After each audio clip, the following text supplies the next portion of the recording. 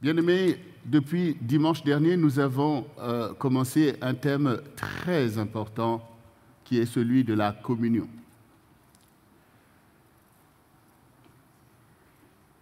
Et bien entendu, aujourd'hui encore, je vous invite à poursuivre dans ce thème capital avec un autre thème intitulé « La communion est essentielle à ta bénédiction ». Le Seigneur Jésus-Christ, parlant à ses disciples et donc à nous-mêmes, déclare « Je vous donne un commandement nouveau.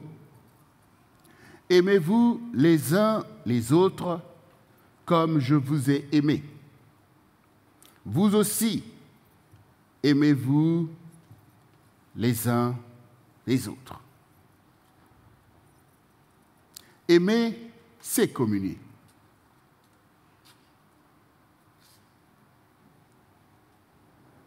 Et Jésus dit ici, aimez-vous comme je vous ai aimé. Ce qui veut dire qu'il est descendu, il est venu pour communier avec nous. Parce que c'est la communion qui permet l'échange fructueux, l'échange de la bénédiction entre deux personnes, entre un groupe de personnes, entre une famille, entre un peuple. C'est dans la communion que ça se passe. Comme nous voyons bien que quand un homme se marie avec une femme, ils communient, ils partagent tout ce qu'ils ont, ils partagent et ça forme une entité. Ça s'appelle un couple, un foyer, une famille. Jésus est venu faire famille avec nous. Aimez-vous comme je vous ai aimé. Et il déclare aussi, il n'y a pas de plus grand amour que de donner sa vie pour ceux que l'on aime. Donc, communier, c'est donner sa vie. On communie avec soi-même et avec l'autre. Et c'est ce que Jésus a fait. C'est comme ça que vous devez vous aimer, c'est-à-dire rester dans cette communion du don de soi.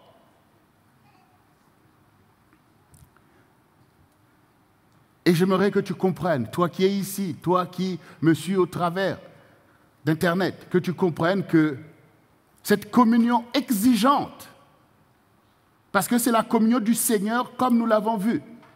Ce n'est pas la communion comme dans le monde où je ne sais pas quel type de communion, mais c'est la communion du Seigneur, c'est-à-dire la communion qu'il nous a enseignée. Et cette communion est régie bien sûr par le Saint-Esprit qu'il a envoyé. Et nous parlons bien de la communion du Saint-Esprit, mais il faut réaliser ce que c'est. Cette communion nous met en relation avec Dieu. Dans la loi déclare, tu aimeras l'Éternel ton Dieu de tout ton cœur, de toute ton âme, de toute ta pensée. Et voici le deuxième commandement qui lui est semblable, dit le Seigneur Jésus, tu aimeras ton prochain comme toi-même. Et le Saint-Esprit est là pour attester cette communion. Il est là pour nous conduire dans cette communion. Parce qu'il a été envoyé pour nous conduire dans toute la vérité. Et la vérité de l'Église, c'est cette communion-là. Comme le Seigneur nous rappelle ici, aimez-vous les uns les autres. Cela veut dire que l'esprit du monde vient contre cette communion, qu'il y aurait beaucoup de choses qui nous empêcheraient de rentrer dans cette communion en tournant nos cœurs vainement les uns contre les autres. Et c'est le travail de l'ennemi, et c'est de bonne guerre pour lui. Il n'est pas là pour faire les choses de Dieu. Voilà. Donc, il n'est pas là pour que tu marches en communion. Dès qu'il a l'occasion de pouvoir agir dans ta vie, il te détournera de la communion. De Dieu, il t'éloignera de Dieu par des vaines pensées, mais il t'éloignera aussi de tous ceux qui sont là pour être, que Dieu a placés pour que tu sois en communion avec eux, de l'assemblée, de ta propre famille, de ton épouse, de ton mari, de tes enfants, de tes parents et même de tes amis. Il va effectivement travailler dans ce sens. Parce que lui aussi, il a des communions malsaines à produire. Des associations de malfaiteurs. Oui. Pour qu'il puisse introduire des gens dans des communions impures pour faire des choses impures, il faut bien qu'il détourne les gens de la sainte communion de Dieu. D'aimer ton prochain comme toi-même. Mais pour nous, pour toi qui es là, pour toi qui cherches l'approche de Dieu, pour toi qui aimes le Seigneur, pour toi qui as été prédestiné à la gloire de Dieu. Dieu te dit, aime, ouvre ton cœur, donne ta vie dans cette affaire, parce que c'est l'affaire du Seigneur. Et l'Église existe, l'Église véritable, par cette communion, qui défie l'ordre du diable, qui est l'ordre de la haine, de la colère, de la destruction. Donc c'est à toi de comprendre que c'est ça l'objectif pour lequel tu es enseigné chaque jour. C'est que tu sois capable de rentrer dans cette communion exigeante de Dieu, parce que Dieu est un Dieu de communion. Donc, bien-aimés, nous avons toutes les raisons, au contraire, d'ouvrir notre cœur à la parole de Dieu, parce que nous voulons véritablement appliquer cette parole. Dans des temps dangereux, il y a besoin de stratégies claires, il y a besoin que tu comprennes le process que tu vas mettre en œuvre pour t'en sortir, toi et ta famille, toi et le peuple de Dieu. Et dans le livre de Jean 17, du verset 14 au verset 21, nous voyons ici le désir du Seigneur pour nous. Voici ce qui est écrit. C'est le Seigneur qui parle. « Je leur ai donné ta parole, et le monde les a haïs. Parce qu'ils ne sont pas du monde, comme moi, je ne suis pas du monde. Je ne te prie pas de les ôter du monde, mais de les préserver du mal. Ils ne sont pas du monde, comme moi, je ne suis pas du monde. Sanctifie-les par la vérité. Ta parole est la vérité. Comme tu m'as envoyé dans le monde, je les ai aussi envoyés dans le monde. Et je me sanctifie moi-même pour eux, afin qu'eux aussi soient sanctifiés par la vérité. Ce n'est pas pour eux seulement que je te prie, mais encore pour ceux qui croiront en moi par leur parole, afin que tous soient un, comme moi, comme toi, Père, tu es en moi, et comme je suis en toi, afin qu'eux aussi soient un en nous, pour que le monde croie que tu m'as envoyé. Quelle parole! Voilà. Si tu doutais encore que la communion, c'est ce à quoi Dieu appelle l'Église et tout chrétien, là tu comprends. Le Seigneur est là, assis avec ses disciples avant que vienne le jour terrible de sa crucifixion. Et il leur parle intimement. Il n'utilise aucune parabole pour leur montrer le sens de son ministère, ce que Dieu recherche. Il dit, je leur ai donné ta parole. C'est de ça qu'il s'agit. Ben, vous allez dire, mais Israël a toujours été dans la parole de Dieu. Ce n'est pas tout d'entendre la parole. Il faut pouvoir en recevoir la révélation. Et Jésus dit, je leur ai donné ta parole. L'important pour toi, c'est de recevoir la parole de Dieu, c'est-à-dire cette parole qui véhicule et la pensée et l'intention de Dieu, pourquoi il parle. Voilà. Quand quelqu'un parle, vous avez besoin de savoir pourquoi il parle. Vous avez besoin de le savoir. Donc ici, le Seigneur dit, je leur ai donné ta parole. Voilà. Ils connaissent ta parole. Donc ce qui importe pour Dieu, c'est sa parole. C'est que sa parole soit entendue. Quand Dieu a créé l'univers, l'espace a entendu sa parole et a réagi. Il n'y a eu aucune entorse à sa parole. Et dès qu'il arrive maintenant pour l'humanité, ça devient des problèmes. Tout ça parce que Dieu nous a créés à son image et à sa ressemblance. Et donc nous a donné cette liberté, qu'il respecte lui-même. Et il voudrait nous enseigner à l'avantage pour nous d'entendre sa parole. Parce que c'est sa parole, c'est d'ailleurs cette parole qui devait être la parole qui résonne en nous puisque nous sommes faits à son image. Mais il sait que l'ennemi est passé par là pour pervertir la pensée de l'homme, Donc il travaille.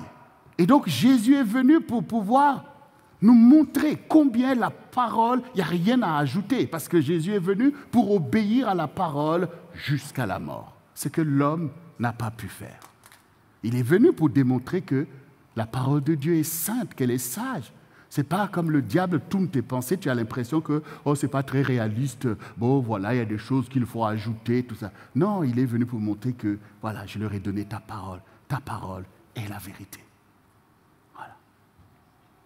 Je leur ai donné ta parole, tu dois comprendre. C'est ça la prière que Jésus a élevée pour toi.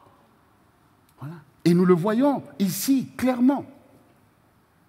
Il dit, le monde les a haïs à cause de ta parole, parce que le monde est la parole du Seigneur. Voilà. Le monde, l'esprit du monde, c'est l'esprit du diable, en fait, qui est la parole de Dieu, parce que le diable a ses propres philosophies, pour pousser les gens à faire du n'importe quoi, y compris à aller commettre des meurtres, comme si c'est normal, quoi. Même au nom de la religion. Comme si tout ça, c'est normal. Donc, on est la parole de Dieu, qui nous parle, comme on a entendu, à aimer les autres, à souffrir pour les autres, à regarder les autres comme supérieurs à nous-mêmes. Donc le monde est ces choses, parce que dans le monde, c'est la volonté de puissance. Les plus forts écrasent les plus faibles. Les plus avides s'accaparent de tout et laissent les autres misérables. Donc on est la parole de Dieu. Et quand tu reçois cette parole de Dieu, les gens, ils vont te haïr. Quand tu marches selon la parole de Dieu, tu déranges les gens. Même dans ta propre famille. Tu déranges les gens. Comment vous pouvez comprendre que tu as donné ta vie à Jésus? Et donc tu commences à veiller sur tes pas, sur ce que tu fais, sur ce que tu dis. Tu te lèves, tu viens au culte. Semaine de prière, tu es là. Ce que tu peux faire pour les autres, tu le fais. Tu as compris que ce n'est plus moi à bavarder à longueur de journée.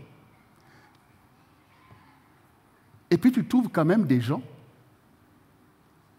qui vont te haïr, te critiquer, inventer des choses sur toi. Autrefois, tu allais avec les gens. Les cadres sont cool et tout. Mais là, on parlait même pas mal de toi. On te prenait même pour un héros. Mais maintenant que tu suis Jésus, tu entends des choses. Il est ceci, il est cela. Vous l'avez rencontré où? Vous êtes allé boire un pot avec lui? Non. Malheureusement pour eux, c'est la colère du diable qu'il véhicule. Parce que le diable est enragé. Voilà. Mais l'esprit du monde, c'est cet esprit-là, en fait, de légèreté, de mensonge, de haine, de colère. D'ailleurs, tu te demandes, mais pourquoi les gens vont me détester? Mais en fait, ce n'est pas toi qui détestes, c'est la parole de Dieu qui est en toi. Voilà.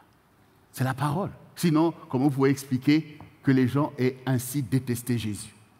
Expliquez-moi. Voilà. Comment vous pouvez expliquer que les gens détestent quelqu'un tout simplement parce qu'il a, soi-disant, guéri quelqu'un le jour du sabbat? Au point d'aller dire qu'ils veulent le tuer. Comment vous pouvez comprendre des choses comme ça? Une fois, tous ces religieux-là, ils ont pris des pierres pour vouloir lapider Jésus. Jésus leur dit, bon, attendez, dites-moi pour quelle œuvre que j'ai fait, vous voulez me lapider. Ils disent, non, mais ce n'est pas pour une œuvre, c'est pas... Non, déjà, Jésus a précisé. Dites-moi, pour quelle bonne œuvre, parce que lui, il sait qu'il ne fait que de bonnes œuvres. Dites-moi pour quelle bonne œuvre vous voulez me lapider. Non, ce n'est pas à cause d'une bonne œuvre, c'est parce que tu as dit que tu es Dieu. Oh. Il dit, mais même la parole dit que même vous-même, vous êtes des dieux, non? Donc, voyez vous-même. Donc, ne commence pas toi-même aussi à machiner parce que tu as entendu des choses sur toi. Comprends que la parole de Dieu qui est en toi commence à produire des effets dans l'environnement. C'est ce que le Seigneur dit ici, que je leur ai donné ta parole et le monde les a haïs. Il est temps que tu commences à communier avec le Seigneur. Et le Seigneur a dit, s'ils ont traité de Belzébul, le maître de la maison, combien de fois il en sera pour les gens pour ces gens. Donc, commence maintenant à réaliser que là, ça avance. Là, ça avance parce que je commence à voir ces effets que l'on manifestait sur Jésus. Là, ça avance. Parce que tu sais toi-même. Donc, le Seigneur, ici, il dit à son Père, je ne te demande pas de les ôter du monde, parce que, vu toute cette haine, cette colère, ce qu'il y avait à faire, c'est carrément de les enlever, parce que c'est mort, c'est dangereux tout ça. Il dit non, ce que je te demande, c'est seulement de les préserver du mal, ou alors du malin, c'est-à-dire de les garder sains. Voilà. Qu'ils ne puissent pas se corrompre, se laisser contaminer par le virus de l'esprit du monde. C'est que tu les protèges, parce qu'ils sont là pour faire mon œuvre. Donc, bien-aimés, au quotidien, ce qui importe pour nous, c'est d'être gardés de tous ces virus qui agissent dans le monde, de cette contamination du diable, de tous ces facteurs. Donc, on se garde saint dans sa parole, dans la prière, dans l'amour. C'est ça qui nous garde saints. Si vous sortez de cela, vous savez vous-même que vous êtes infecté. Oui, c'est ce que disait l'évangéliste Rosie tout à l'heure, que si tu lâches le volant, tu sais toi-même là où tu vas te retrouver. Donc il faut rester en communion avec le Seigneur. Voilà. Il faut rester collé, serré comme ça, collé, serré avec Jésus. Voilà. Pas se tenir pour dire laisse-moi. Non. C'est le coller, serré dans le sens de Tchekoko, c'est ça? Regarde. Voilà. Ça, c'est pour nous, là-bas. Yes. Oui. Restez liés au Seigneur, parce que le monde est un monde de naufrage. Et il faut rester. Et le Seigneur dit, je demande, Père, de les préserver du malin. Et il y a quelque chose de très important que le Seigneur dit, je me sanctifie moi-même pour eux. Voilà. Ça veut dire que le Seigneur, vraiment, il travaille à nous purifier. Lui-même, il se donne dans cette affaire, afin qu'eux aussi soient sanctifiés par la vérité. Ça veut dire que dans le monde, il y a plein de gens qui font des choses soi-disant pour se sanctifier, mais ce n'est pas pour la vérité. Voilà. Il y a des gens qui jeûnent aussi, si le diable les fait jeûner aussi. Vous savez que le diable aussi a besoin d'un contact spirituel avec les gens. Donc il va aussi pousser les gens à faire des choses qui ressemblent aux choses de Dieu, mais ce n'est pas pour la vérité. Ce n'est pas pour la vérité. Hein. Quand vous regardez même, si vous regardez des films de la mafia, vous savez que la mafia, ils ont des règles strictes, hein, qui ressemblent même à des règles religieuses. Hein. Et puis, ils ont même une communion là. Aïe, aïe, aïe. Tu ne peux surtout pas trahir. Hein. Ce n'est pas comme nous, là, on trahit les autres à longueur de journée, là. Hein? Mais tout ça, ce n'est pas pour la vérité. Et le Seigneur dit, afin qu'eux aussi soient sanctifiés par la vérité. Parce qu'à la fin de tout ça, chacun sera rétribué, mais le Seigneur, il nous sanctifie par la vérité. Nous voyons ici que le Seigneur, il veut que de la même manière qu'il est un avec son Père, que nous soyons un avec le Seigneur. Et ça, c'est notre bénédiction. Ainsi, nous sommes gardés. Et c'est ce que le Seigneur Jésus disait à Jérusalem. J'ai voulu rassembler tes enfants comme une poule rassemble sa couvée, mais vous ne l'avez pas voulu. Maintenant, votre maison vous sera laissée déserte. Mais nous, ses disciples, sous ses plumes, c'est là que tu trouves le repos. Le Seigneur te rassemble avec lui. Et c'est une communion forte. La communion est bien sûr une clé pour la bénédiction. Nous le voyons dans Genèse 12, du verset 1 au verset 3. Parce qu'au moins, nous tous, nous voulons être bénis. Voilà. Parfois, on a du mal à être communié avec les autres, mais au moins, tout le monde veut être béni. Il y a ici quelqu'un qui ne veut pas être béni? Voilà. Tout le monde veut être béni. Bon, ben, ok, c'est bien. Le Seigneur, moi, je voudrais bien que tu comprennes comment tu vas être béni. Donc, Genèse 12, du verset 1 au verset 3, nous dit, « L'Éternel dit à Abraham, va-t'en de ton pays, de ta patrie, de la maison de ton père, dans le pays que je te montrerai. Je ferai de toi une grande nation, je te bénirai, je rendrai ton nom grand et tu seras une source de bénédiction. Je bénirai ceux qui te béniront et je maudirai ceux qui te maudiront. Et toutes les familles de la terre seront bénies en toi. Bon, nous savons que Dieu est le Dieu d'Abraham et il a béni Abraham. Donc c'est ça son intention. Il dit, voilà, quitte la maison de ton père, ta patrie, va dans le pays que je te montrerai. Donc, a priori, c'est se déstabiliser et aller à l'aventure. Et c'est ce qui s'est fait. Et Dieu lui dit, je te bénirai, puisque bénir veut dire du bien. Quand Dieu te parle, il est en train de te bénir. Parce que tout est fait par la parole. Donc, Abraham entend que Dieu lui dit, va là où je te montrerai, je ferai de toi une grande nation. Donc, vous entendez? Donc, je ferai de toi une grande nation. Comment on arrive à une nation sans communion? Comment on arrive à une nation si on n'est pas capable d'être en communion, si on passe son temps à détester les autres? Une nation, c'est une personne, c'est deux, c'est trois. Donc on voit bien que cette bénédiction d'Abraham est attachée à une grande communion qui le dépasse parfaitement. Voilà.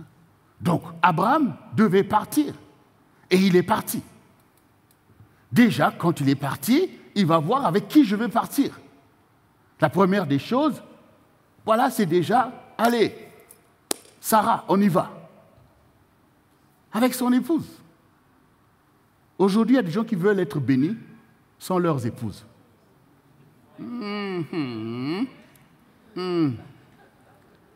Ah, j'entends les sœurs. Aujourd'hui, il y a des femmes qui veulent être bénies sans leur mari. Les hommes, je n'ai pas entendu les hommes. Of course, yes. Mais c'est ça en fait. Tu veux être béni sans ton mari. Et je peux te dire que le diable est d'accord avec toi.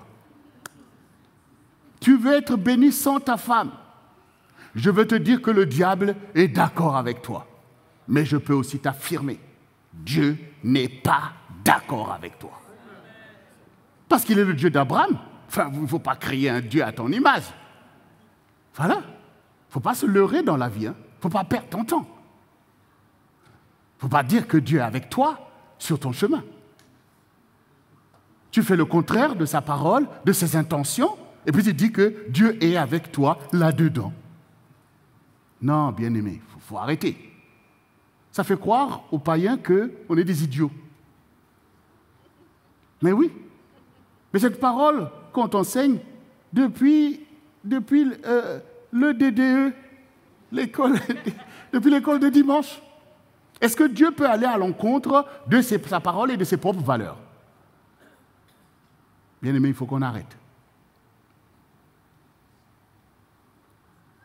Tu déshonores tes parents et tu penses que Dieu est avec toi, soit disant qu'ils sont sorciers ou qu'ils t'ont fait du mal. Tu crois que Dieu est émotif comme toi? Il est là pour sa parole. Je leur ai donné ta parole. Et la parole ne change pas. Tu rejettes tes enfants. Et tu dis que Dieu est avec toi parce que ce sont des enfants rebelles. Toi-même, tu es rebelle à la parole de Dieu.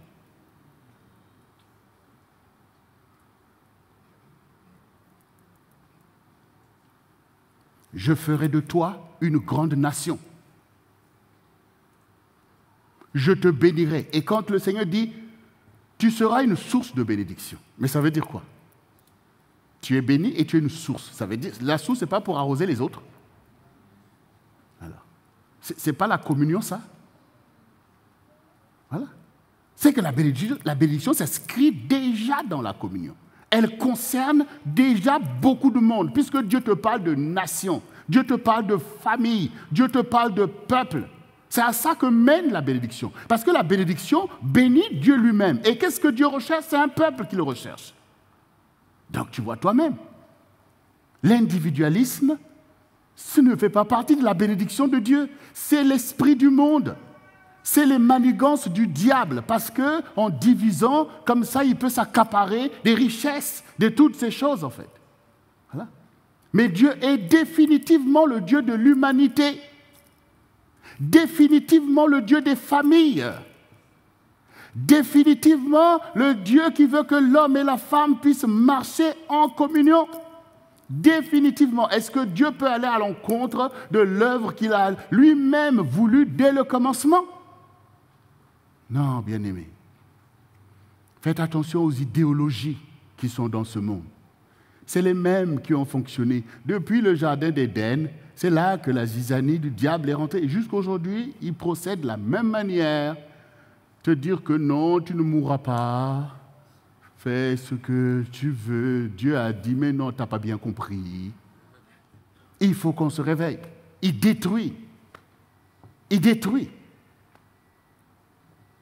Il détruit, bien-aimé. Mais là, on a compris. Dieu est celui qui te dit, tu seras une grande nation. Toutes les familles de la terre seront bénies en ton nom. Ça veut dire que Dieu veut que tu sois tellement dans la générosité, dans l'amour, en bénissant les autres, que les gens même soient touchés par toi et par ton Dieu. C'est ça que Dieu veut. Qu'est-ce qu'on gagne à se replier sur nous-mêmes, à nous enfermer dans des ghettos, dans l'inutilité, et dire qu'on sert Dieu dans son Église? Elle est où son Église? Allez, faites des disciples dans toutes les nations. Quels sont les disciples que toi tu fais? Toi-même, tu es un disciple perdu. Parce que tu n'es pas capable d'être en communion, ni avec ta propre famille, ni avec les gens autour de toi. C'est toi-même, tu es un évangéliste. Un évangéliste de quoi? Il faut être capable d'être en communion avec les gens dans ta génération. Dieu t'envoie pour sauver les âmes. Tu ne sais même pas parler à quelqu'un. Parce que tu laisses le diable venir te charger de tout un tas de choses, et puis on déteste les gens. Et on redoute d'aller vers les gens. D'ailleurs, même quand tu y vas, tu ne sais même pas leur parler. Tu es dans le patois de Canaan. Tu vois les âmes, ils ne connaissent même pas le Seigneur. Tu vois ils vont comprendre ça? Parle-leur avec amour, parle-leur. Dis-leur des choses, échange. Dis comment tu les apprécies. Parle, dis quelque chose pour Jésus. Ah. Allez-y lire un peu l'apôtre Paul. Il se retrouve à Athènes devant les philosophes. Il voit tout ça. Il voit tous ces statues-là qui l'énervent. Tout ça, il dit non, il faut que je me calme. Parce que l'objectif, c'est quand même de gagner les âmes. Quand il arrive au milieu d'eux, ils aiment écouter, ils aiment des discours. Vous savez, les gens du monde, ils aiment des discours. Il dit, mais je me suis promené dans votre ville et j'ai vu vos dieux de statues. Et puis j'ai vu une stèle. Il n'y avait pas, il dit, ô Dieu inconnu. Ça tombe bien, je suis venu vous parler de ce Dieu-là. Oh, quelle puissance, quelle intelligence pour sauver les âmes. Non, bien-aimés, mais réveillons-nous. Non, faut vraiment, faut aimer les gens, quoi. Dieu a donné, vous voyez, le même Jésus qui a payé pour ton salut a déjà payé pour les gens que tu vois. Les gens que le diable manipule, il faut aller les chercher. Beaucoup, ce sont tes frères destinés, mais il faut aller les chercher. Il faut aller les chercher. Il faut qu'on travaille avec le Seigneur. On va travailler. Il faut qu'on avance dans la communion. Mais il faut déjà... tout ça, ça ne s'invente pas. La communion, ça s'apprend. Commence par aimer la personne que Dieu a mis à tes côtés. Tu vas aimer l'autre. Il faut avoir la bénédiction, il faut avoir un grand cœur pour la bénédiction, comme Abraham. Il s'appelait Abraham, Dieu a dit non, c'est trop petit, Abraham. Non, mais Dieu te fait grandir, quoi. Mais puis sur cette terre, il n'y a pas une plus grande bénédiction qu'une âme. Tout ce que tu détiens, l'argent, les maisons, les voitures, tout ça, c'est déjà détruit d'avance. Mais les seules richesses qui seront éternelles, ce sont les âmes que tu bénis. Ce sont les gens que tu bénis. Ce sont les vies, parce que tu as compris qu'il n'y a rien de plus précieux qu'une vie. Quand tu investis dans les vies, quand tu donnes ta propre vie, c'est ta richesse éternelle. C'est pour ça que Jésus, vous voyez, dans le ciel, il n'y a personne comme lui, parce que la Bible dit qu'il se réjouit de la connaissance qu'on a de lui. Tout ce que nous sommes en train de faire là, c'est son œuvre. Et il est content de dire, ah, regarde comment ces enfants-là, comment ils m'aiment. Regarde comment ils se battent pour moi. Donc, il voit son œuvre parce qu'il a donné sa vie. Voilà. Ce n'est pas en vain. Toi aussi, ne crois pas que c'est en vain que tu donnes ta vie pour les gens. Même s'ils sont ingrats, Dieu voit et tu es riche auprès de lui. Et la Bible dit que celui qui sauve les âmes est sage. Et il y a tellement des âmes à sauver autour de toi que maintenant tu peux être très riche. Bien-aimé, la communion est familiale. La communion familiale est la base de la bénédiction. Donc, ça veut dire, dans Deutéronome 30, 19, 20, nous dit « Je prends aujourd'hui à témoin contre vous le ciel et la terre. J'ai mis devant toi la vie et la mort, la bénédiction et la malédiction. Choisis la vie afin que tu vives, toi et ta postérité, pour aimer l'Éternel, ton Dieu, pour obéir à sa voix et pour t'attacher à lui, car de cela dépend ta vie et la prolongation de tes jours. Et c'est ainsi que tu pourras demeurer dans le pays que l'Éternel a juré de donner à tes pères, Abraham, Isaac et Jacob. » Ici, le Seigneur montre que dans la vie, il y a deux chemins. Donc, la vie, la bénédiction, la mort, la malédiction. Il te dit, choisis la vie afin que tu vives, toi et ta postérité. Vous voyez, Dieu est un Dieu de famille. Les choix que tu fais impliquent ta famille. Si tu choisis la bénédiction, ta famille est bénie. Et c'est la base de la bénédiction. Devenir une nation commence par une famille. Oui. Donc il faut maintenant que l'on sorte de l'échec qui ruine cette bénédiction, parce que déjà le chaos dont j'ai dénoncé déjà dans les familles, l'impossibilité de communier est une atteinte grave à ta propre bénédiction. Donc il ne faut pas se laisser avoir, il faut travailler en fait, parce qu'on subit les choses déjà que nous-mêmes on a trouvées. Les choses que tu as trouvées dans ta famille, tu les subis. Mais autant que Dieu ouvre ton intelligence, autant où Dieu te parle comme il te parle maintenant, commence, comme on avait dit déjà en début d'année, ton auto-restitution commence à faire reculer l'œuvre du diable qui est venu t'envelopper. La famille, c'est le cadre de la communion. Une famille n'est pas faite pour être en guerre les uns avec les autres. Et on finit par accepter le statu quo. Dire que c'est comme ça, c'est comme ça, c'est comme ça. On finit par laisser. Et d'ailleurs, on voit même dans le livre de Malachie, quand il nous est dit que Élie doit revenir pour ramener le cœur des pères vers leurs enfants et le cœur des enfants vers leurs pères.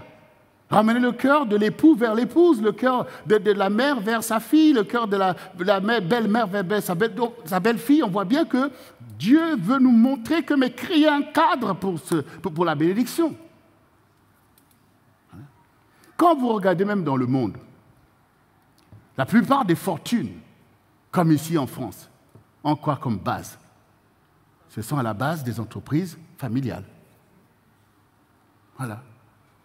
Et maintenant, toi, tu ne peux pas comprendre. Même les gens qui essaient de singer les choses de Dieu, ils arrivent à avoir un résultat. Et toi, tu n'es pas capable de comprendre que ton entreprise commence déjà là, dans ta communion, toi et ton épouse, tes enfants. Il faut déjà travailler là à la communion. Il faut déjà là régler les problèmes. Il faut déjà là, parce que tout doit avoir une base solide.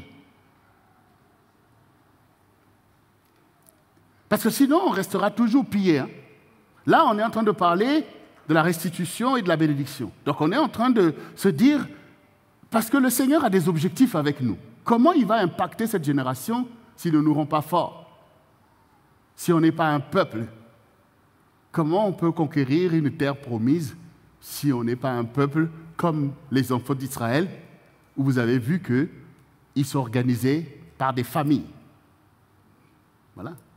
C'est de ça qu'il s'agissait. Donc voilà, vous avez entendu les promesses de Dieu, il y a une terre promise, maintenant vous êtes esclave. Bon. Maintenant, quand Dieu a trouvé un libérateur qu'il vous a envoyé, allez, on va se lever, sortir du statu quo pour aller vers la bénédiction, la promesse de Dieu. Il faut déjà s'organiser pour renverser le statu quo. Parce que le statu quo ne va pas te laisser partir comme ça. Donc il fallait maintenant qu'il s'organise. Et il fallait appeler qui?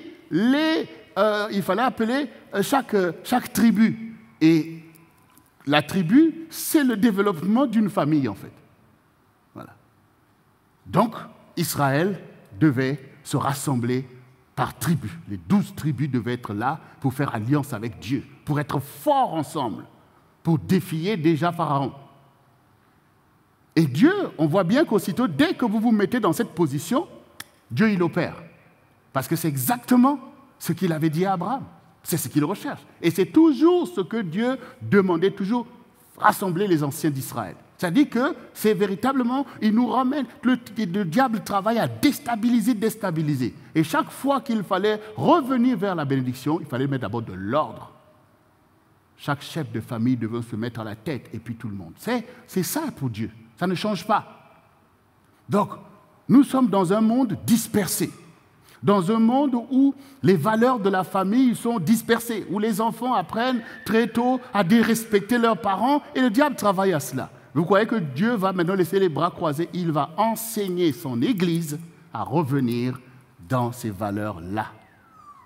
C'est ce que le Seigneur dit. Hein? Ils rebâtiront sur d'anciennes ruines et relèveront d'antiques décombres. Dieu ne peut pas se laisser aller dans le fait accompli. Bon, voilà, faisons comme ça. Non, les choses qui sont vraies ne changent pas. Il n'y a que les choses qui ne sont pas vraies qui changent. Mais les choses qui sont vraies ne changent pas. Vous pouvez aller faire vos détours, vous reviendrez là où les choses sont vraies. C'est comme l'histoire de l'enfant prodigue. Tu vas, tu reviens pour réaliser qu'il n'y a rien de bon là-bas, c'est là.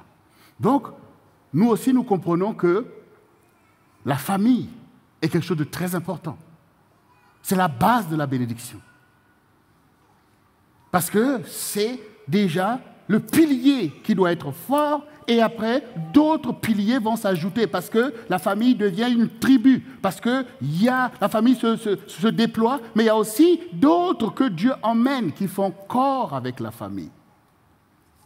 Hier, nous étions ici pour pouvoir assister notre sœur Constantine et sa famille qui, en mémoire de leur père, ont fait une réunion ici parce que, bon voilà, après ils vont aller au Cameroun pour l'enterrement de leur père. Mais tous ceux qui ne connaissaient pas leur père, hier, en entendant tout ce qu'on entendait ici, on voit la famille, déjà une grande famille, mais les amis de la famille, dont cet homme a pris sous son aile, a fait du bien, a fait des écoles et tout. Donc on voit tout d'un coup tout un déploiement qui part tout simplement de la notion de la bénédiction quand on a reçu une grâce de Dieu d'être quelqu'un qui peut impacter sa génération. On voit bien que Dieu prend plaisir à te donner vraiment de la famille. Mais maintenant, ici, ce n'est pas que Dieu ne veut pas vous donner de la famille, mais c'est que vous avez des idéologies anti-famille. Hein? D'ailleurs, la famille, c'est au sens nucléaire du terme, c'est-à-dire papa, maman et leur un enfant ou deux, mais il ne faut pas pousser. Non, le Seigneur dit qu'il donne une famille à celui qui n'a pas de famille. Donc, qu'est-ce que vous pensez de tous ces enfants orphelins? Dieu ne va pas vous les donner? Qu'est-ce que vous pensez de tous ceux qui sont déstabilisés, qui crient au Seigneur? Dieu ne va pas leur donner une famille? Et comme on est là dans nos réalités où on est confiné, parce que, je ne parle pas du Covid, je parle en général, on est confiné, c'est-à-dire qu'on est limité, qu'on n'a pas des moyens, donc tu es là dans ton petit 2 pièces, peut-être 3 pièces, donc tu vois toi-même que, Seigneur, tu vois toi-même que je ne peux pas faire l'hospitalité, là je ne peux pas recevoir quelqu'un et tout. Le Seigneur dit que d'accord, dans là où tu es là, tu ne peux pas, mais rentre dans ta bénédiction. Voilà. Tu n'es pas condamné à être dans un 2 pièces. Hein? En France, tout le monde est dans un 2 pièces. Bien aimé, il faut qu'on change de mentalité. Parce que le fait accompli, ça, c'est pas bon. Il faut avoir une vision. Il faut être libre aussi. Mais il faut que les valeurs que Dieu agrée viennent au milieu de nous. Parce que c'est ce que le Seigneur a reproché aux enfants d'Israël, ayant dispersé des nations devant eux à cause de leur idolâtrie, ils viennent là eux-mêmes pratiquer les mêmes choses que ce que Dieu a puni. Dieu va dire, mais attendez, ça n'a pas de sens. Vous croyez que maintenant je vais vous laisser parce que vous êtes mon peuple en faisant les mêmes bêtises? Dieu est un Dieu de justice. Voilà. Et sa justice est vraie. Et le Seigneur dit, vous êtes frappés par la malédiction parce que vous me trompez. La malédiction ne nous est pas destinée, mais si nous faisons des choses que font les gens maudits, ben ça va nous frapper. Et c'est juste. C'est juste. Sinon, Dieu serait partisan. Donc, c'est important pour toi, la communion doit fonctionner. Reviens dans la communion avec ton épouse, reviens dans la communion avec ton époux, reviens dans la communion avec tes enfants, reviens dans la communion avec tes parents, reviens dans la communion avec ta famille, les gens qui t'entourent. Voilà, même s'il y a eu des heures, les sorciers et tout ça là, mais ne laissez pas le diable faire le fait accompli. Toi aussi, commence à prier pour ta famille, va reconquérir tout ça, parce que pour ta grande bénédiction, tu en auras besoin du monde. Hein? Ah, c'est pour ça. Mais attendez, si vous avez des grandes choses à faire, vous allez les faire tout seul? Oui. Mais est-ce que Dieu ne t'a pas promis de grandes choses? Ça n'avance pas parce que tu ne comprends pas toujours que tu dois avoir des gens avec toi. Voilà. Mais vous savez, si je prends l'exemple, pasteur Justine et moi, Dieu nous a visités, il nous a oints, il nous a donné sa parole pour aller prêcher dans notre génération.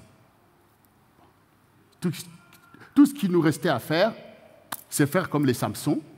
On quitte là, on vient prêcher, on chasse les démons, on guérit, ouais, les gomas. Après, on passe là-bas, on fait le tour du monde. Et puis, une fois qu'on a fini, ben, on rejoint le Seigneur. Et pourquoi on prend tout ça de temps pour vous enseigner? Faire des lits FM et tout ça, c'est compliqué tout ça. Hein? Voilà.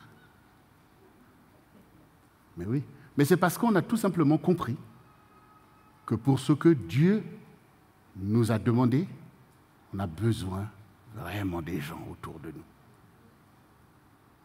Parce que ce n'est pas une petite œuvre.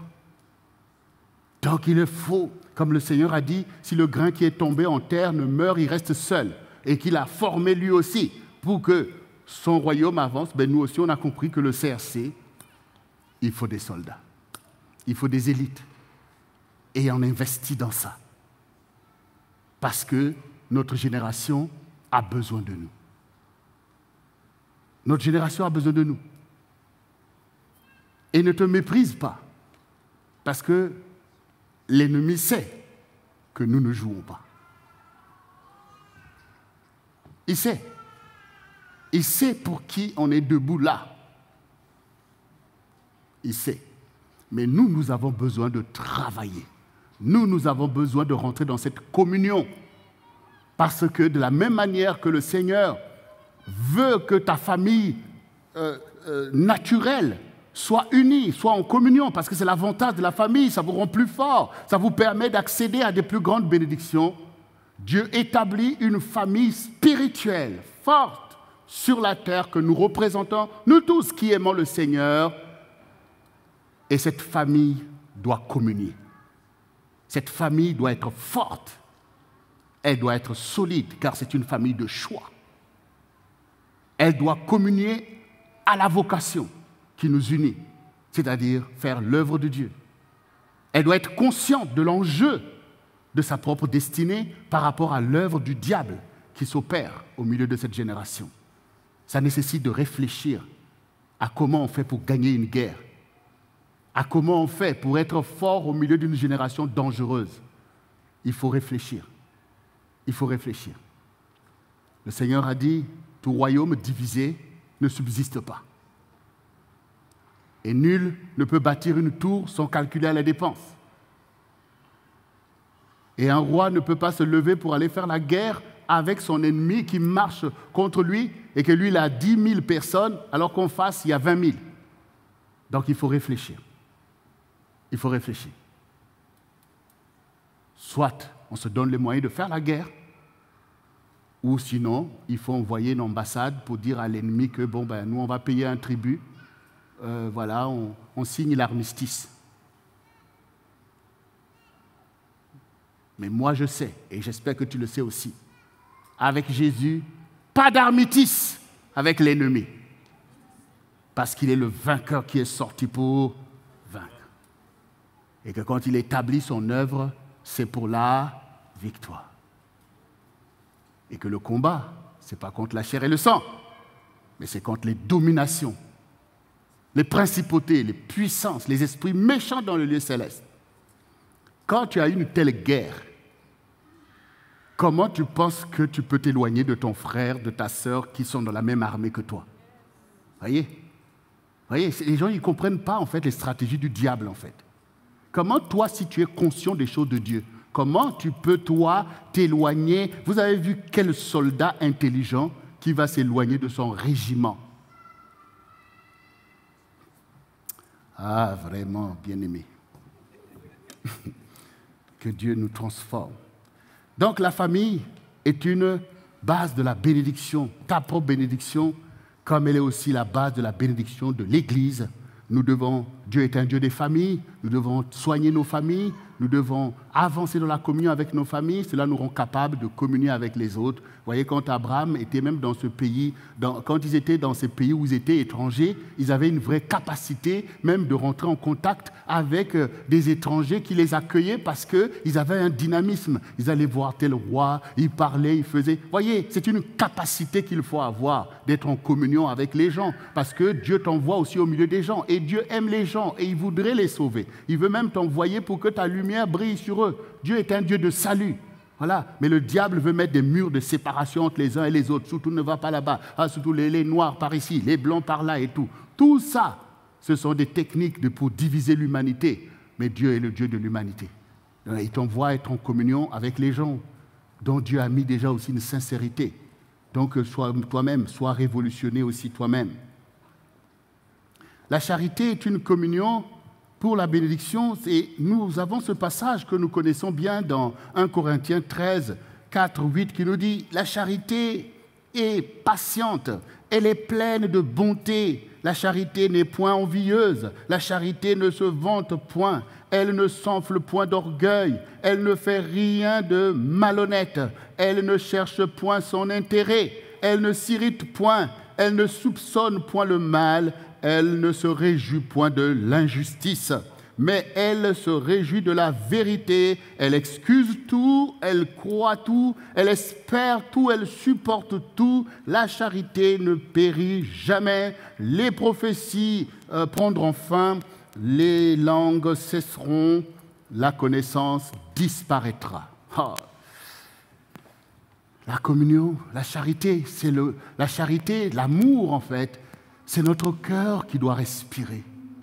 La charité, là, vous voyez, rien ne peut mettre la charité en échec. Et on voit bien que toutes les choses pour lesquelles nous justifions le chaos dans nos familles et au milieu de l'assemblée, sous prétexte qu'un tel a parlé, sous prétexte qu'un tel a fait, sous prétexte de telle chose, on prend ces choses pour justifier l'inaptitude aux choses de Dieu.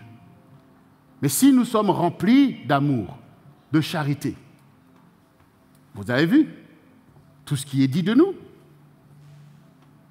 Nous serons patients.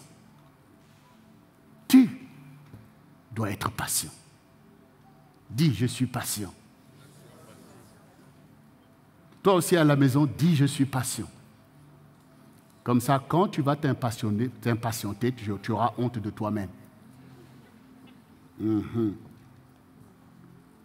Avec la charité, nous sommes pleins de bonté. Dis, je suis plein de bonté. Quand tu feras le contraire, tu auras honte de toi-même. La charité n'est point envieuse. Dis, je ne suis pas envieux. Quand tu vas envier, tu auras honte de toi-même. La charité ne se vante point. Dis, je ne suis pas vantard. Quand tu vas te vanter, tu auras honte de toi-même. Elle ne s'enfle point d'orgueil. Dis, je ne suis pas orgueilleux. Quand tu vas t'enorgueillir, tu auras honte de toi-même. Elle ne fait rien de malhonnête. Dis, je suis honnête. Il faut être honnête dans la vie, quoi, franchement. On gagne quoi à être malhonnête? Il faut ressembler à Christ et non pas au diable. Parce que lui, il est malhonnête, lui. Elle ne cherche point son intérêt. Aïe, aïe, aïe, aïe, aïe, aïe, aïe. Tout ce que tu fais, il faut que tu trouves, toi, ton intérêt. Tu ne fais jamais quelque chose pour l'intérêt des autres. Et ce n'est pas charitable, ça. Ça veut dire que l'intérêt de l'autre doit t'engager. Comme Jésus s'est engagé pour notre intérêt, il est venu sur la terre pour son intérêt.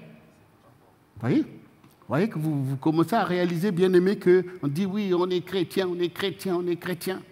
Il faut réaliser, c'est tout ça. On est chrétien parce qu'on est exactement dans cette parole. On s'engage pour l'Église, on s'engage même pour ta nation, pour ta génération. Il faut porter une cause dans ta vie. Ta vie doit avoir un sens. Il y a une cause qui a motivé ta vie. C'est important parce que tu cherches l'intérêt de l'autre. Tu te bats aussi pour l'intérêt de l'autre et l'autre aussi se battra pour ton intérêt. Voilà. Quand nous sommes là même en tant que centre du réveil chrétien, c'est une cause en fait qui implique la vie de beaucoup de gens dedans. Quand tu te bats pour ces choses, tu te bats pour l'intérêt des autres qui recevront comme toi aussi et l'évangile et l'enseignement pour avancer aussi. Ce sont des causes qui sont l'intérêt de l'autre. Quand moi je me tiens ici, je ne cherche pas mon intérêt. Je cherche l'intérêt de celui qui m'a aimé, qui m'a envoyé et qui m'a fait comprendre que votre intérêt implique que je me tienne là. Et cela, nous tous, nous en sommes appelés. Chacun a un intérêt de l'autre à défendre. Et nous pourrons même défendre l'intérêt de notre génération. C'est ce que nous devons faire. Parce que nous sommes remplis de charité. Elle ne s'irrite point. L'irritation qui vient te machiner pour chaque chose, tu te machines et puis après, boum, la colère arrive. Non. Que le soleil ne se couche pas sur ta colère. Il y a des choses qui peuvent nous irriter, mais on ne va pas dans le sens de l'irritation. Il faut aussitôt, vous voyez, c'est qu'on conduit, quand tu vois ça commence à aller, tu tires le frein. Voilà, cette affaire-là, ça commence à aller trop loin. On va laisser comme ça, parce que là, ça commence à prendre un chemin qui va servir le diable. Voilà. Et puis la patience va t'empêcher de t'irriter à tout va. Voilà. Il y a des gens, vous voyez, l'irritation, c'est comme quand on vous montre, comme si votre vue, vous voyez, c'est comme les animaux qui ont des pics partout, quoi. Tu es irrité, tu es comme ça. On ne peut rien faire avec toi quand tu es comme ça, en fait. Et parfois, des choses qui vous irritent, ça ne veut pas dire que ce n'est pas bon, en fait. Parce que vous vous souvenez au moment où vous êtes mis en colère contre quelque chose qui était pourtant à votre avantage. Voilà. Et même quand vous ne sentez pas quelque chose, vous pouvez gérer cette chose sans pouvoir vous irriter jusqu'à dire tout un tas de paroles, après comprendre que c'était le plan de Dieu pour moi. Après tu viens, bon, je te demande pardon. La personne n'est pas chrétienne, elle ne sait pas que pardonner c'est bien. Donc du coup tu te retrouves toi-même en difficulté. Parce que si tu étais un peu modéré, tu n'allais peut-être pas dire tout ce que tu as dit là. En tout cas, l'irritation, c'est pas bien. Et puis tu peux périr au milieu de tout ça. Ça déglingue les choses au-dedans de toi, des tensions qui montent, et puis après, c'est des AVC, tout ça. C'est pas bon. C'est pas par ton irritation qu'on règle les problèmes. Même si le problème est grave, quand tu t'irrites, déjà, tu vas perdre un peu la lucidité dans l'intelligence. Donc tout ça, voilà, tout ça, c'est les choses du diable. Remets-lui ses affaires. Prenez ma paix, dit le Seigneur. Dis, je suis en paix. Et ça, c'est avantageux pour toi. Parce que dans la paix, tu vas discerner ce que le diable veut faire. Garde ta paix. De toute façon, la paix, c'est ta bénédiction. C'est ta bonne santé quand même. Moins de choses, tu t'irrites. Comme c'est toi qui as créé le monde. Ah mais oui. Dès qu'il pleut, tu commences à t'irriter. Dès qu'il neige, mais il y a trop de neige dans ce pays. Attends, où est-ce que tu as vu qu'il y a trop de neige? Non, bien-aimé. Que le Seigneur nous délivre de tout ça. Et tout ça, c'est le cœur charitable qui va nous délivrer de tout ça. Et nous comprenons que oui, parfois on est impressionné par ceci. On est là dans nos parler en langue, dans nos jeûnes, dans tout ça. On se sent hyper religieux, proche de Dieu. Ce qui te rend proche du Seigneur, c'est la charité. C'est la communion qui te rend proche du Seigneur. Donc, soyez sanctifiés par la vérité. Alors, bien-aimés, je rappelle encore Matthieu 6, 31, 34 qui dit « Ne vous inquiétez donc point et ne dites pas « Que mangerons-nous? Que boirons-nous? De quoi serons-nous vêtus ?» Car toutes ces choses, ce sont les païens qui les recherchent. Votre Père céleste sait que vous en avez besoin. Cherchez premièrement le royaume et la justice de Dieu, et toutes ces choses vous seront données par-dessus. Ne vous inquiétez donc pas du lendemain, car le lendemain aura soin de lui-même. À chaque jour suffit sa peine. Le royaume, voyez, chercher le royaume, c'est la communion. Parce que le royaume, ça concerne beaucoup de monde que Dieu a appelé. Donc, si nous voulons le royaume, il faut communier les uns avec les autres. Si nous voulons le royaume, nous devons porter la cause des païens, parce que c'est un royaume. Un royaume, ce n'est pas une cabane, ce n'est pas une maison, ce n'est pas une famille. Ce sont des familles rassemblées pour former un grand peuple. Et plus le royaume est peuplé, et plus il est fort. Ça aussi, beaucoup ne le comprennent pas. L'esprit du monde te fait croire que plus tu es seul, et plus tu gagnes. Mais selon la bénédiction de Dieu, plus on est nombreux, et plus on gagne. Parce que ce que tu as, il faut pouvoir le protéger. Là, on parle de restitution parce qu'un plus malin que nous est venu nous piller. Donc, tu commences à comprendre que pour être béni, être protégé, il faut comprendre la dynamique, pourquoi Dieu a toujours voulu une grande famille sur la terre. Voyez, il faut changer de mentalité. Parce que le Seigneur dit, ne cherchez pas d'abord qu'est-ce que je vais manger, qu'est-ce que je vais boire. Parce que ça nous éloigne effectivement. Moi, j'ai faim, ça c'est toi, toujours toi, tout se ramène à toi. Il dit, si vous vous inquiétez de ces choses, vous serez isolé. Parce que c'est... Donc, quand tu veux manger, d'ailleurs, même quand c'est chaud, tu veux manger, ferme la porte. Il ne faut pas que quelqu'un vienne là. Parce que tu veux tout garder pour toi. Donc, je te dis, faites attention à cela. Ce sont les païens qui mettent en priorité ces choses. Et c'est pour ça que le monde est un monde d'individualisme. Mais vous cherchez premièrement le royaume. Et quand tu cherches pour moi le royaume, tu comprends qu'il y ait un royaume soit fort par le fait que beaucoup se tournent vers le Seigneur. Et tu es content, tu y travailles. Venez dans le royaume de Dieu. Venez pour que ce royaume soit fort. Donc ce n'est pas la même façon de voir. Et puis la justice. La justice. Voyez ? Il faut établir cette justice de Dieu. Dans la justice de Dieu, Dieu a tant aimé le monde qu'il a donné son Fils unique, afin que quiconque croit en lui ne périsse point, mais qu'il ait la vie éternelle. Donc ce qui importe, c'est que les gens croient dans le Seigneur. Et puisque tu sais qu'il faut que les gens puissent croire dans le Seigneur, qu'est-ce que tu fais? Tu vas lever pour aller prêcher. Parce que le Seigneur dit, si personne ne prêche, comment vont-ils se tourner vers Dieu? Donc tu as compris que la justice, c'est que ce que j'ai reçu, d'autres doivent le recevoir aussi. Ils ne le savent pas parce qu'ils n'ont pas entendu sa parole. Alors je me lève parce que c'est juste que d'autres aussi soient sauvés. Comme moi j'ai été sauvé, je n'ai pas plus de mérite que les autres. Donc voyez, on poursuit la justice de Dieu. On n'est pas là replié sur nos pensées, nos égoïsmes, mais on est là pour poursuivre la pensée de celui qui a donné sa vie pour toute l'humanité. Les âmes lui appartiennent, mais elles ne savent pas, il faut aller leur dire. Il faut aller leur dire. Voyez, quand on est en échec, loin de la pensée de Dieu, de la justice de Dieu, on est là, on tourne en rond. Mais quand nous réalisons toutes ces choses, nous sommes les dispensateurs de la paix de Dieu. Dieu aime les gens et il veut les sauver. Dieu souhaite que tous parviennent à la connaissance de la vérité. Tu veux posséder, mais Dieu voit que tu es sur un mauvais chemin. Et parfois, il souffle dessus. Et tu te retrouves encore dans la galère. Parce que Dieu veut te faire comprendre. Cherche premièrement le royaume. Cherche la vie des autres, l'amour des autres, la communion, l'église. Et cherche ma justice, ce que moi je veux, pour écarter les œuvres du diable. Et tout le reste te sera donné.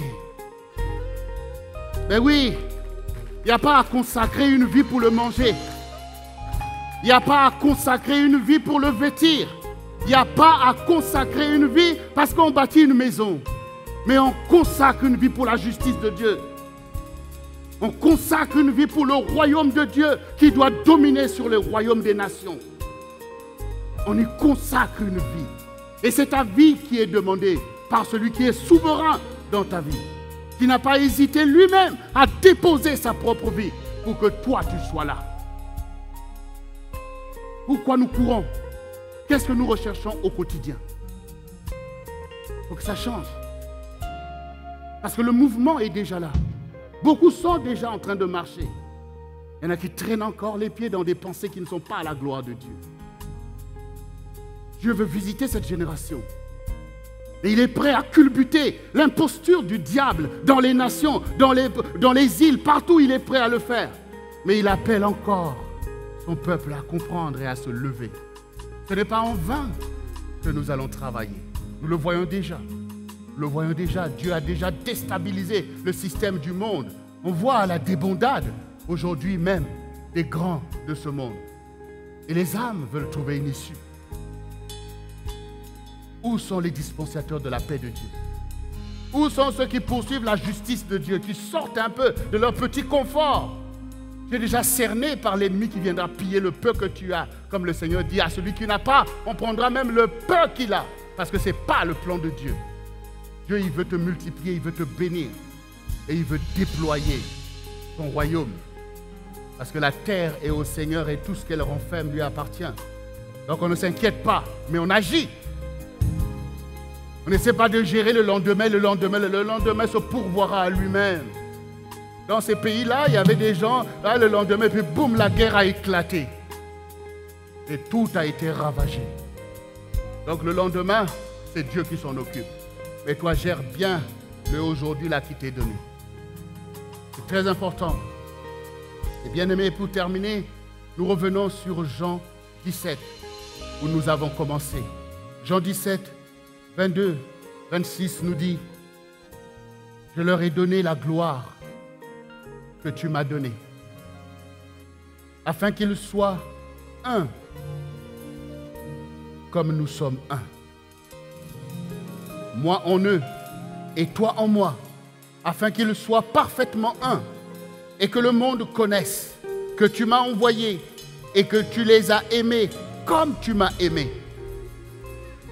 Père, je veux que là où je suis, ceux que tu m'as donnés soient aussi avec moi, afin qu'ils voient la gloire que tu m'as donnée, parce que tu m'as aimé avant la fondation du monde. Père juste, le monde ne t'a point connu, mais moi je t'ai connu, et ceux-ci ont connu que tu m'as envoyé. Je leur ai fait connaître ton nom, et je le leur ferai connaître, afin que l'amour dont tu m'as aimé soit en eux, et que je sois en eux. Rentre dans la communion de ton Seigneur. Rentre dans l'Église sainte et véritable. Sois le disciple que le Seigneur attend, parce qu'il a donné sa vie pour toi. N'arrête pas ta croissance spirituelle. N'arrête pas ta transformation. Il est déjà temps que tu portes du fruit pour ton Seigneur. Et ne dis même pas que je suis trop jeune, car la Bible te témoigne des adolescents que Dieu a pris pour renverser des géants. La Bible te témoigne des jeunes filles que Dieu a pris pour sauver son peuple. Tu as reconnu David, tu as reconnu Esther. Il est déjà temps d'être avec le Seigneur dans cette communion. Jésus veut être en toi, mais il faut évacuer les principes du monde. Il faut évacuer toutes ces choses de l'esprit du monde et laisser place au Seigneur qui a envoyé le Saint-Esprit. Il veut habiter en toi. Il est là pour la communion. Moi en eux, eux en moi, moi en eux. C'est ce qu'il veut. Et Jésus en nous tous. Nous sommes son peuple. Nous sommes l'Église, l'épouse du Seigneur. C'est ce que nous représentons ensemble. Nous sommes le corps de Christ. Et le corps de Christ, on le forme concrètement. Il y en a qui pensent que, oui, le corps de Christ, mais le corps de Christ est divisé. Oui, telle Église par là. Chacun fait en son âme et conscience ce qu'il croit que Dieu lui a donné de faire. Le corps de Christ, c'est ce que vous devez former ici, là, au quotidien. Vous croyez que le corps de Christ est une idée comme ça? Si tu n'es pas capable de former un corps de Christ dans ta maison, comment tu penses que tu vas aller le former avec des gens qui suivent peut-être d'autres courants? On est là tout là dans l'échec. Oui, le corps de Christ est divisé, mais il est divisé à cause des attitudes des uns et des autres. Le corps de Christ, c'est d'obéir à sa parole. c'est d'être des petits Christ. Et chacun aura un travail à faire. On est de l'unité parce qu'on est dans la vérité. On est de l'unité parce qu'on obéit à sa parole. C'est de la parole qui nous rend conformes parce que à chacun, Dieu a demandé de faire un travail. Et on le fait dans l'amour. Ça dit qu'on ne médite pas le mal les uns les autres. Mais tu dois faire ce que Dieu te dit de faire pour que le corps avance. Il ne faut pas être dans des philosophies.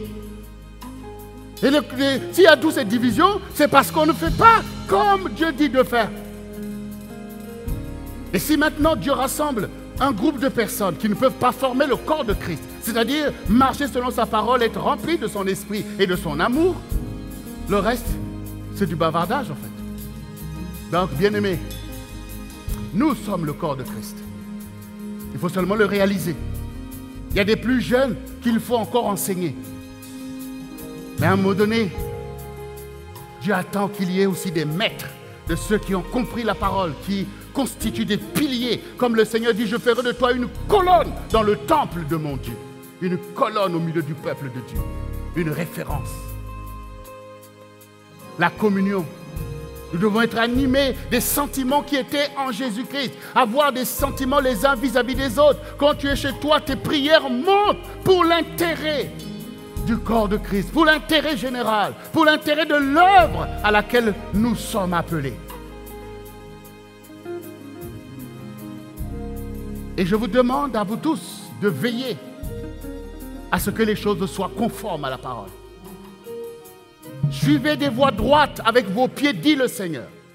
Quand vous êtes dans le centre du réveil chrétien, suivez des voies droites que nous établissons, mon épouse et moi-même, d'une façon claire, depuis maintenant 19 ans que nous avons commencé le ministère, lancé le ministère. Les voies sont droites. Il faut marcher dans la gloire de Dieu, dans la vérité, dans l'amour, dans la crainte de Dieu. Et le ministère avance. Les serviteurs sont formés pour que le peuple puisse bénéficier des services qui lui sont dus. Et tout cela doit se faire dans la gloire de Dieu, dans l'unité, dans la poursuite de la vision.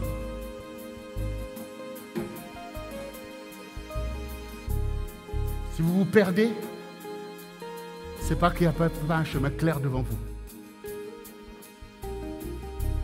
Et je vous dis que nous marchons comme un berger marche devant le troupeau que Dieu lui a donné pour ouvrir un chemin de bénédiction. Veillez à vous-même. Veillez à vous-même, les uns les autres. Ne suivez pas des voies détournées. Et l'enseignement est clairement donné et doit être une référence pour tous. Nous n'avons aucun avantage à des dispersions. Mais on voit que le diable aussi travaille, utilisant des esprits de python pour égarer, mais il faut même voir les gens eux-mêmes qui disent, regardez même l'impertinence du comportement, des attitudes, des paroles. Il est temps de rentrer dans cette communion parce que le temps est précieux. Et Dieu en attend de nous. Nous sommes là pas pour nous-mêmes, mais nous qui sommes là, nous sommes pour les autres. On a du travail, bien-aimés. Et quand on réalise aussi qu'on s'est trompé, on ne s'entête pas dans l'erreur parce que même les gens du monde disent que l'erreur est humaine, mais persévérer dans l'erreur est diabolique. Il y a des fois qu'ils reconnaissent que le diable existe. Je ne trouve aucun intérêt à la dispersion de son peuple. Mais il se glorifie dans le rassemblement des saints. Et il crée des pâturages pour une génération. Et le CRC est un grand pâturage pour notre génération. Et Dieu veut y rassembler ses brebis afin qu'ils mangent un fourrage salé, qu'ils reçoivent un enseignement, une parole, du pain sans levain. Et tous ceux qui sont appelés à travailler pour une telle bénédiction de notre génération doivent veiller au cadre que Dieu a établi pour y travailler. Car Dieu ne trouve aucun intérêt à la dispersion de son peuple. L'ennemi travaille, mais nous devons travailler aussi. Et avec la puissance de notre Dieu, on est là pour lui tamer le pion. et accomplir l'œuvre du Seigneur. Il n'y a pas 1000 chemins. Le chemin, il est droit. Nous y marchons. Il faut suivre. Il faut suivre. Il y a un temps pour traverser les déserts. Mais il y a un temps pour mettre le pied dans la terre promise. Il y a un temps pour renverser les idoles qui gangrènent la vie des gens, la vie des familles, pour établir la gloire du Seigneur. Et ensemble, nous sommes concernés. Nos prières doivent avoir la même source et la même destination. C'est notre rôle générationnel que d'emmener un réveil spirituel dans notre génération. Et je peux vous dire que ça travaille. Je peux vous dire, ça travaille. Bien plus de gens sont concernés par ce ministère que tu ne peux le penser. Même dans le camp de l'ennemi, on scrute ce ministère. Et ce n'est pas notre problème. Notre problème, c'est le peuple de Dieu. Mais je sais que la grâce de Dieu est là et que beaucoup parviennent aujourd'hui à la connaissance de la vérité de ces choses. Et bien entendu, mon épouse et moi-même, nous sommes contents parce que nous voyons un mouvement, notamment de la jeunesse, qui se lève pour accomplir l'œuvre avec nous. La même jeunesse qui est décriée derrière, ici, se prépare à être les héros de ce temps. Oui, c'est ce qui se passe. Et nous bénissons le Seigneur car il accomplit ainsi ses promesses envers nous. Ne dis pas que je suis un enfant. Ne dis pas que je suis trop jeune. Vous avez déjà accès à une intelligence, une certaine précocité sur les choses du fait de la stimulation de votre génération, des choses que vous voyez, que vous connaissez. Et Dieu sait que vous parvenez plus vite à la maturité spirituelle que vos parents avant vous. Alors je veux vous voir mobiliser. On va faire l'œuvre du Seigneur. Acceptez cette sagesse, cette intelligence. Oui, les jeunes. Acceptez cette sagesse, cette intelligence. Car ce sont les jeunes qui sont appelés à rebâtir sur d'anciennes ruines. C'est eux qui sont appelés à relever d'antiques décombres, à relever le challenge de la famille. Car la jeunesse, c'est l'avenir de l'Église. C'est l'avenir de la nation. C'est l'avenir des familles. Ne ratez pas votre rôle historique de relever l'œuvre du Seigneur. Parce que votre génération est dangereusement connectée aux choses du diable. Il faut une jeunesse pour aller parler à une autre jeunesse. Et Dieu donnera du succès à cela. Alors, on avance. On avance. Il faut que cette génération puisse louer le Seigneur avec total praise, oui ou non? Les jeunes. Cette génération a besoin de gospel testimony.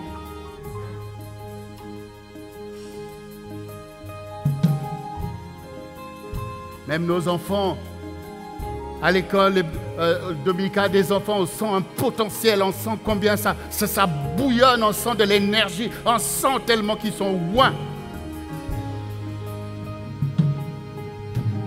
Mais nous devons travailler à ouvrir ce chemin. Nous devons travailler à établir le ministère pour atteindre ses objectifs parce que ce sont des temps courts, ce sont des temps urgents. Ce n'est pas des choses pour longtemps, ce sont les choses de maintenant. Les temps se confondent, là, maintenant. Il y a une pression de l'histoire et c'est maintenant que nous devons accomplir l'histoire. Alors, bien-aimés, nous sommes en communion. Regarde la personne qui est à côté de toi, dis nous sommes en communion. Il faut le dire, il faut affirmer ces choses. Il faut affirmer, il faut être fier maintenant des choses. Ce sont des bannières qu'il faut déployer. L'amour, c'est une bannière. Dis à la personne qui est à côté de toi, je t'aime. Dis-le bien. Ben oui, parce que l'amour est un commandement. Ce n'est pas comme les gens qui sont en échec. qui disent il n'y a pas d'amour, eux-mêmes témoignent qu'ils n'ont pas d'amour. Mais l'amour, c'est qu'on persévère. L'amour, c'est qu'on travaille. L'amour, c'est qu'on se soutient. Comme on a entendu, on pardonne, on passe sur l'offense, mais on bâtit l'œuvre du Seigneur. Parce qu'on a de l'amour pour résister, pour avancer, et même pour pardonner, pour pouvoir aller chercher même ceux qui hier nous ont fait du mal. L'amour ne périt jamais. L'amour ne périt jamais. Ton amour ne doit pas périr. Ton amour doit vaincre Satan. Ton amour doit vaincre l'esprit du monde. Ton amour doit chasser les démons. Ton amour doit bâtir ce royaume. Et nous avons l'amour du Seigneur en nous. Et nous nous aimons. Et nous sommes en communion. Et nous sommes des milliers. Et cette génération est visitée parce que le Dieu d'amour est au milieu de nous. Parce que Jésus est là. Parce que c'est lui qui va t'utiliser comme un instrument. Et cette génération est visitée par l'amour de Dieu qui sauve et qui délivre. Acclame le Seigneur dans ce lieu. Toi à la maison, acclame ton Dieu qui te remplit d'amour. Parce que tu es plus que vainqueur par l'amour du Seigneur. Nous sommes plus que vainqueurs.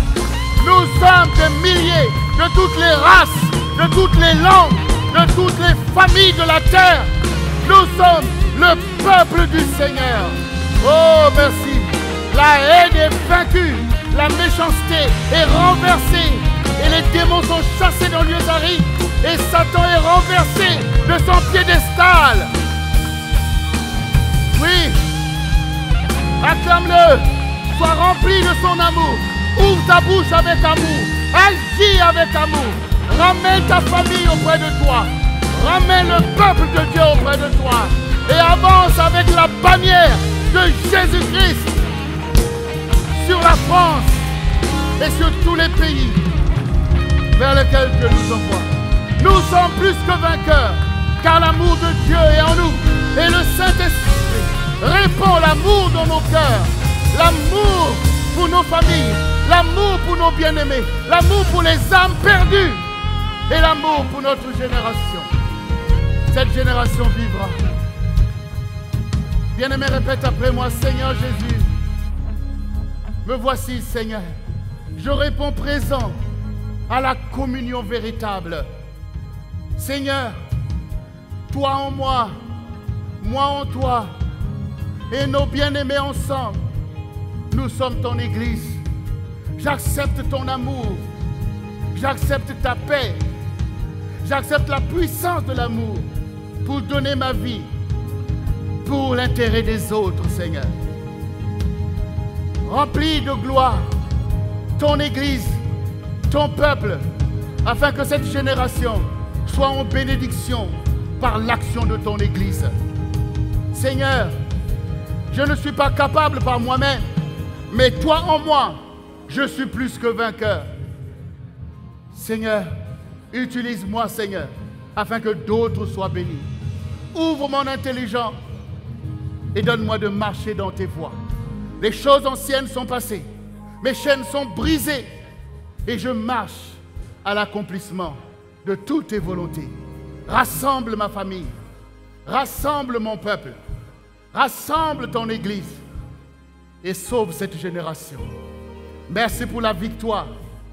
Et maintenant je marche sur les serpents et sur les scorpions et sur toute la puissance de l'ennemi. Et rien ne peut m'arrêter, rien ne peut me nuire, car tu es avec moi. Merci pour la bénédiction familiale. Tu bénis ma maison de génération en génération. Moi et ma maison, nous servirons l'Éternel. Seigneur, tu bénis ton œuvre, le centre du réveil chrétien, pour accomplir l'œuvre à laquelle tu nous as appelés. Seigneur, aie compassion de ma génération, aie compassion de mon pays, Seigneur, pour sauver, parce que tu es Dieu bon et compatissant. Père, je te rends grâce pour le Saint-Esprit. Remplis-moi maintenant même, afin que je sois le temple du Dieu vivant.